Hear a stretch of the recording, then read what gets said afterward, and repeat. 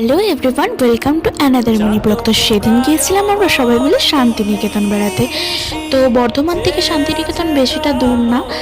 আর তারপর আমরা রেডি হয়ে তাড়াতাড়ি করে বেরিয়ে পড়লাম। আর গাইস, আমরা ফাইনালি চলে এসেছি শান্তিনিকেতন। তো শান্তিনিকেতনের চারিদিকটা ঘুরে ভালোভাবে দেখে নিলাম।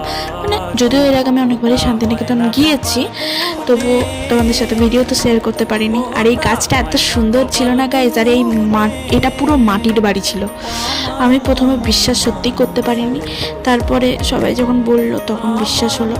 হ্যাঁ, তারপর এটা হচ্ছে মেলার মাঠ। আর ফাইনালি আমরা সোনাঝুরির হাটে পৌঁছে গেছি। আর আমাদের যেহেতু সকাল থেকে সেরকম কিছু খেয়ে বেরোনো হয়নি, তো আমরা খেতে গিয়েছিলাম। আর এখানে বসে বসে আমি ওয়েট করার পর ফাইনালি চাউমিন চলে এসেছিলো। তো একটু ভালো করে তোমাদেরকে দেখিয়ে দিই চাউমিনটা। আর এখানে আমরা কিছু টেস্ট কিনছিলাম, সেটা তোমাদের সাথে পরের পার্টে শেয়ার করব।